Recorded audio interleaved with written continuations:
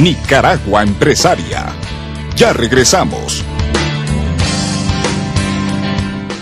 Estimados televidentes, gracias por continuar en sintonía de Nicaragua Empresaria. Conversamos con el representante del Fondo Monetario Internacional en nuestro país, el señor Gabriel Di Vela. En la agenda complementaria, la política salarial. Mira, con respecto a política salarial, hay que ser cuidadosos y ser respetuosos de un proceso institucional que existe y que básicamente incorpora trabajadores, empresarios y el gobierno representados por el Ministerio de Trabajo. Ese proceso de negociación está en marcha y por lo tanto, como te decía, hay que ser respetuoso de ese proceso. Vos fijate que hay que resaltar la madurez tanto de uno como de otro, en el sentido de que, por ejemplo, en el año pasado se lograron alcanzar acuerdos sin necesidad de que el Ministerio de Trabajo zanjara ninguna diferencia, lo cual es definitivamente una buena noticia y un reflejo de esta madurez que te mencionaba. Al mismo tiempo, lo que nosotros esperamos, evidentemente, es que los resultados de las negociaciones sean tales que no se afecte la competitividad de las empresas, que le permita a los empresarios continuar vendiendo sus productos en el exterior, porque en última instancia un salario que asegure la competitividad de las empresas es la que permite aumentar las inversiones, y aumento de la inversión es lo que en última instancia genera empleo sostenible. Así que creo que esas son las cosas que habría que tener en cuenta. Estamos en un año electoral en Nicaragua y esto generalmente genera tensiones en la economía. ¿Cómo hacer para que esto no dispare el déficit fiscal, controlar la inflación? ¿Qué recomendaría el Fondo Monetario? Mira, empiezo primero por el tema de la inflación. Y creo que en el tema de la inflación, como te mencionaba antes, las presiones sobre los precios van a venir sobre todo del contexto internacional. Se están observando aumentos en los precios de las materias primas, no solamente energéticas, sino también agropecuarias. Nicaragua es una economía pequeña y abierta y por lo tanto está sujeta a estos vaivenes en los precios internacionales. Creo que el Banco Central ahí tiene que estar atento a cómo se transmiten estos precios, estas variaciones de precios internacionales a los precios domésticos y asegurar que las condiciones de liquidez interna sean tales que no convaliden espiralizaciones de precios. Por el lado del déficit fiscal, creo que la respuesta es más sencilla. Creo que ahí la solución pasa por implementar el programa económico que está acordado en el contexto del servicio de crédito ampliado. Y creo que la implementación de ese programa económico, que en el año 2011, de acuerdo a nuestras últimas estimaciones, va a implicar un leve aumento del déficit con respecto al 2010, va a ser suficiente para, por lo menos, evitar ruidos que vengan del lado doméstico de la economía. Ahí déjame que te diga una cosa con respecto al esfuerzo en el 2011. Vos sabés muy bien que las elecciones tienen un costo, y cuando uno hace un ajuste al resultado del gobierno, teniendo en cuenta este costo por las elecciones, y lo excluye porque no es un costo que ocurra todos los años, uno observa una mejora en el desempeño del gobierno con respecto al 2010, lo cual creo que es remarcable y es bueno señalar. Como estamos en un año electoral, ¿cómo lograr que estas batallas políticas, la agenda política, no contamine la agenda económica y no se vayan a afectar las proyecciones del desempeño y el crecimiento económico del 4% que las autoridades y otros sectores como el sector privado se han propuesto? Mira, ahí creo que cuando el gobierno solicita una extensión del programa económico durante el último trimestre del año pasado, de alguna forma está expresando su compromiso con mantener la estabilidad macroeconómica durante el año 2011. Entonces, a riesgo, como te decía, de repetirme un poco antes, creo que si el gobierno logra implementar el programa económico, que es su programa económico, que nosotros apoyamos a través del servicio de crédito ampliado, se puede lograr que no haya esta contaminación que vos mencionás de lo político con lo económico. Ahora, es imposible, digamos, evitar que como la economía de Nicaragua es pequeña y abierta, sea afectada por choques externos. Y en el caso de que sea afectada por choques externos, evidentemente tendremos que discutir con las autoridades cómo adaptar el programa económico para hacer frente a esos choques. Sobre todo el petróleo, insistimos. Petróleo es importante, definitivamente. Ahora, hemos escuchado en los últimos días noticias del aumento en los precios internacionales de los alimentos. ¿Esto para Nicaragua es buena o mala noticia? Mirá, Nicaragua es un exportador neto de alimentos. En ese sentido está en una posición privilegiada. Pero ahí hay dos factores a tener en cuenta. Por un lado, mejores precios de los alimentos impactan positivamente en la tasa de beneficios de los empresarios que producen estos alimentos.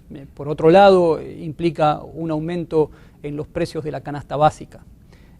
Lo que nosotros creemos es que en el caso de que se consoliden estos aumentos en los precios de los alimentos, habrá que hacer un análisis muy detallado de cuál es el posible impacto sobre pobreza, y tratar de, junto con el gobierno, sentarse a evaluar cómo implementar programas de alguna forma palíen este efecto sobre los sectores menos pudientes.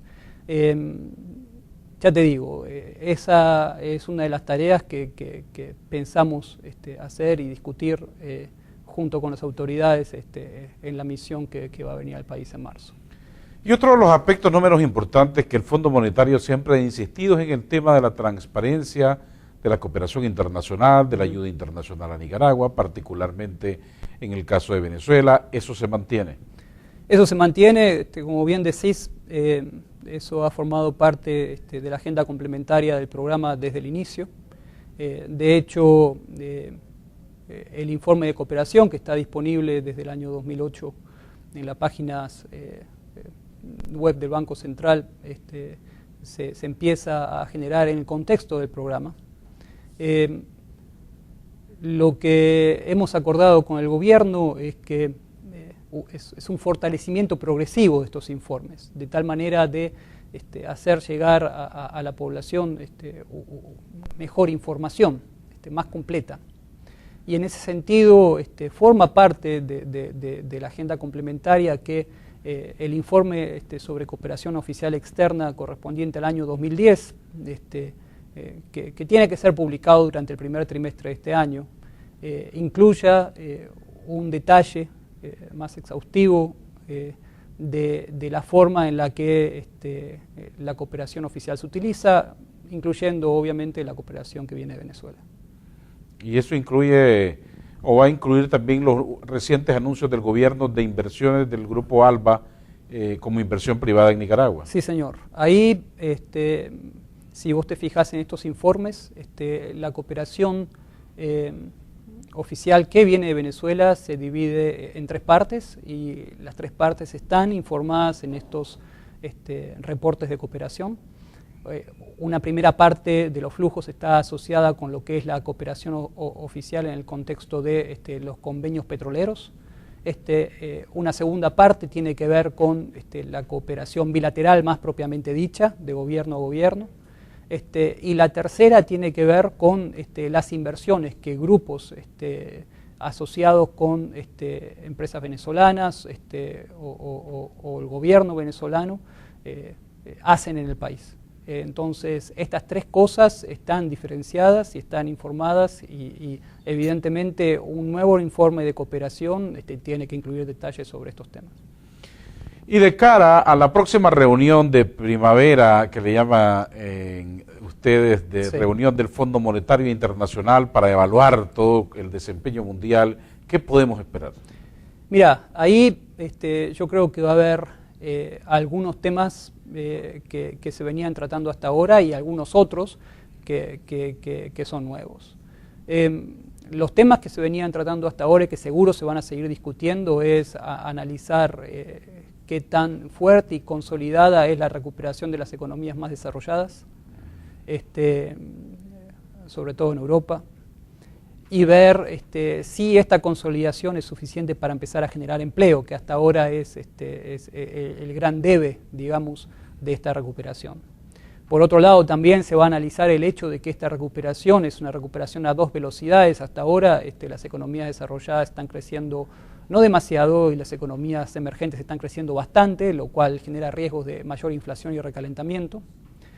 Por otro lado, se va a discutir los precios de los alimentos, el aumento de precios de alimentos y el impacto del aumento del precio de petróleo en lo que tiene que ver con la incipiente recuperación, porque evidentemente un aumento en los precios del petróleo es lo que los economistas llaman un choque de oferta, y esto impacta negativamente en la actividad, y que se produzcan en este momento en donde todavía no está claro si hay una consolidación de la recuperación de las economías desarrolladas, no necesariamente es una muy buena noticia.